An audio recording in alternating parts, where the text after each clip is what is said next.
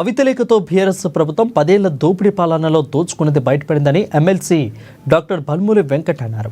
10 ఏళ్ల పాటు అధికారంలో ఉండి బీఆర్ఎస్ చేసిన పాపాలను ఆ పార్టీ ఎమ్మెల్సీ కవిత బయటపెట్టారని అన్నారు. దోచుకున్న సొమ్ము పంచుకోవడంలోనే కల్వకుంట్ల కుటుంబంలో పంచాయతీ మొదలైందని ఎద్దేవా చేశారు. 10 ఏళ్ల పాటు రాష్ట్ర సంపద ప్రజల కష్టాన్ని కల్వకుంట్ల కుటుంబమే దెయ్యాల్లా దోచుకున్నదని మండిపడ్డారు. కేసీఆర్ చుట్టూ ఉన్న ఆ దెయ్యాలు ఎవరో కవిత తెలంగాణ ప్రజలకు చెప్పాలని డిమాండ్ చేశారు ఎమ్మెల్సీ బల్మూరి వెంకట్. మా కాంగ్రెస్ పార్టీ కానీ మా ప్రభుత్వం కానీ మేము పదే ఎన్నో సందర్భాల్లో చెప్పడం జరిగింది. గత 10 ఏళ్లుగా తెలంగాణ ప్రజల రక్తాన్ని ఒక దయ్యాల లెక్క పీల్చి 1,00,000 కోట్లు దోచుకున్న బంగారు కుటుంబం ఈ కల్వకుంట్ల కుటుంబం అని చెప్పినాము. ఇది కల్వకుంట్ల కుటుంబం కాదు, కల్లాల కుటుంబం అని కూడా చాలా స్పష్టంగా చెప్పడం జరిగింది. నిన్న కవిత గారు ప్రెస్ మీట్ లో మాట్లాడుతూ చాలా స్పష్టంగా కొంతమంది దయ్యాలు ఉన్నారు అని చెప్పి తను కూడా అదే మాటని అంగీకరించడం జరిగింది. ఈ రోజు పంచాయతీ కేవలం వాళ్ళ కుటుంబం మధ్యలో ఉంటే మాకు దాంతో ఎటువంటి సంబంధం లేదు.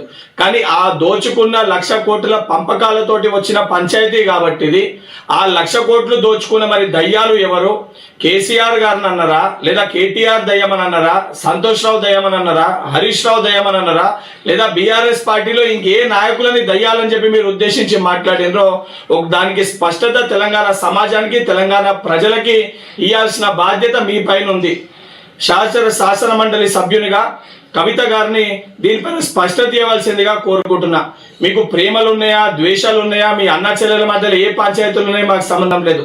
కానీ 1,00,000 కోట్లు దోచుకొని ఆ పంపకాల్లో వచ్చిన పంచాయతీ కాబట్టి మేము పదే వీళ్ళు దయ్యాలు లెక్క గత 10 ఏళ్ల మీ పరిపాలనలో ప్రజల రక్తాన్ని పీల్చుకొని తిన్నారని చెప్పి మేము కూడా చెప్పినాము. ఆ చెప్పిన మాటల్ని మీరు ఈ రోజు మీరు కూడా స్వయంగా ఆ కుటుంబంలో ఉన్న ఒక కుటుంబ సభ్యురాలు కల్వకుంట్ల కవిత గారు అంగీకరించారు. మరి అంగీకరించినప్పుడు ఆ దయ్యాలు, ఆ రాబందులు, ఆ రాక్షసుల పేర్లు కూడా తెలంగాణ ప్రజలకి స్పష్టత ఇవ్వాలని చెప్పి కవిత గారిని కోరుతున్నాం.